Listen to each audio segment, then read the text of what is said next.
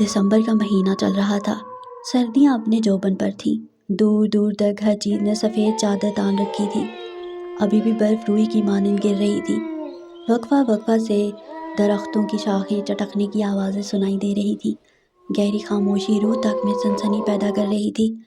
مٹی کا کشادہ کمرہ جس کے بیچوں بیچ جلتی لکڑیوں کا اللہ دہک رہا تھا، اور اس کے ارد گرد ہم سب دادی کو گھیرے میں لیے ہوئے بیٹھے تھے۔ دادی اماں نظریں دہکتی لکڑیوں پر جمائے ماضی کی صفوں کی برگردانی کر رہی تھی۔ کچھ دیر بعد گلا کھنگارتے ہوئے گویا ہوئیں۔ یہ اس وقت کا واقعہ ہے جب پانی کی قلت کے باعث میں اور صنوبر آپا سحری کے وقت پانی بھرنے جاتے تھے۔ صنوبر آپا مجھ سے عمر میں کافی بڑی تھی۔ صنوبر آپا کبھی اذان سے پہلے اور کبھی اذان کے فوراً بعد پانی بھرنے کے برتن لیے آتی اور ہمارے گھر کی دیوار پر برتن سے ضربیں لگاتی۔ چونکہ میرا بستر دیوار کے ساتھ ہوتا اس لیے میں فوراً اٹھ جاتی، اپنے برتن اٹھاتی اور باہر آ جاتی۔ ہر طرف گہرا اندھیرا چھایا ہوتا تھا اور گیدڑوں کی دلخراش آواز دل جھنجھوڑ دیتی تھی۔ دل میں ڈھیروں خوف لیے ہم سہج سہج کر قدم بڑھائے جاتے تھے۔ گھر تو چونکہ اس زمانہ میں اکا دکا ہی موجود ہوتے تھے اور ہمیں پانی لانے کے لیے طویل مسافت طے کرنا پڑتی تھی۔ جھاڑیوں میں تھوڑی سی ہلچل ہوتی تو ہمارا دل اچھل کے حلق میں آن پہنچتا۔ صنوبر آپا کافی مضبوط اعصاب کی مالک تھی، جبکہ میں کافی ڈرپوک واقع ہوئی تھی۔ پانی لانا میری مجبوری تھی، کیونکہ گھر میں ایک بوڑھی ساس تھی اور 3 بچے، میری ایک بیٹی اور 2 بیٹے۔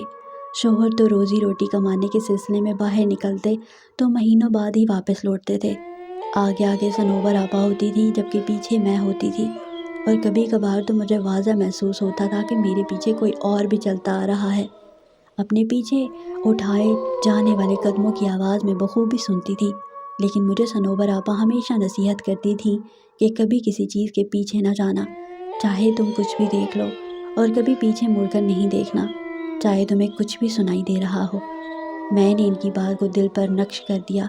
میں اپنے پیچھے قدموں کی چاپ سن کر زور سے آنکھیں بند کر لیتی اور دل میں آیت الکرسی کا ورد شروع کر دیتی۔ لیکن جب طویل سفر طے کرنے کے بعد بیٹھنے کو جی چاہتا تو یوں محسوس ہوتا جیسے بالکل ساتھ کوئی بیٹھا ہے۔ گردن گھما کر ادھر ادھر دیکھنے پر سوائے اندھیرے کے کچھ دکھائی نہ دیتا۔ ہمارا روز کا آنا جانا تھا۔ ایک روز مجھے آواز آئی کہ دیوار پر ضربیں ماری جا رہی ہیں۔ میں اٹھی، اپنے برتن اٹھائے، لیکن گہرا اندھیرا دیکھ کر ٹھٹک گئی۔ مجھے یوں محسوس ہو رہا تھا جیسے آدھی رات کا وقت ہو۔ میں باہر گئی تو دیکھا صنوبر آپا کا دور دور تک کوئی نام و نشان نہیں تھا۔ میں نے یہ سمجھ کر قدم رستے پر ڈال دیے کہ وہ زیادہ دور نہیں ہوں گی اور میں ان تک پہنچ جاؤں گی۔ گیدڑوں کی آوازیں پل بھر کو میرے قدم ساکت کر دیتی تھیں۔ میں نے بھاگنا شروع کر دیا، لیکن میں ان تک نہیں پہنچ سکی۔ بگڑے تنفس کے ساتھ میں نے مسافت طے کی اور جائے وقوع پہنچ کر میرے اندر تک سنسنی دوڑ گئی۔ صنوبر آپا وہاں موجود نہیں تھی۔ میں تھوڑا اوپر کھڑی تھی اور نیچے دیکھا، جہاں پانی کا کنواں تھا۔ ایسا محسوس ہو رہا تھا کہ کوئی پانی کے ڈول یک کے بعد دیگرے اپنے اوپر بہا رہا ہو۔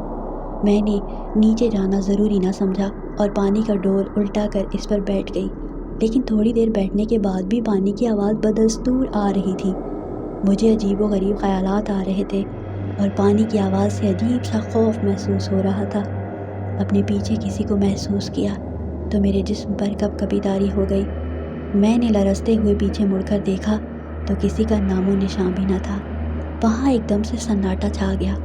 میری حیرت کی انتہا نہ رہی، لیکن عین اسی جگہ اوپر گھنے درخت کی شاخ پر کوئی عجیب سا پرندہ بیٹھا مجھ پر نظریں گاڑے ہوئے تھا۔ عجیب قسم کا پرندہ تھا۔ میں نے کبھی ایسا پرندہ نہیں دیکھا تھا۔ اس کا سارا بدن کالے بالوں سے بھرا ہوا تھا۔ اس کی سرخ آنکھیں دیکھ کر میں نے دہشت کے مارے بھاگنا شروع کر دیا۔ آیت الکرسی کا ورد میری زبان پر جاری تھا اور آنکھیں آنسوؤں سے لبریز۔ میں نے 1 منٹ کے لیے بھی راستے میں رکنا مناسب نہیں سمجھا اور اپنے گھر کے پاس پہنچ کر دروازے کی طرف ہاتھ بڑھایا ہی تھا کہ اسی وقت صنوبر آپا اپنے گھر کا دروازہ کھول کر باہر نکل آئیں۔ ان کے پاس ڈھول بھی تھے اور میں دروازہ کاپٹ کھولنا چاہ رہی تھی، لیکن اپنا توازن برقرار نہ رکھ سکی اور بے ہوش ہو گئی۔ آنکھ کھلی تو دیکھا ارد گرد سب جمع تھے۔ صنوبر آپا کے گھر کے سب افراد ہی بیٹھے تھے۔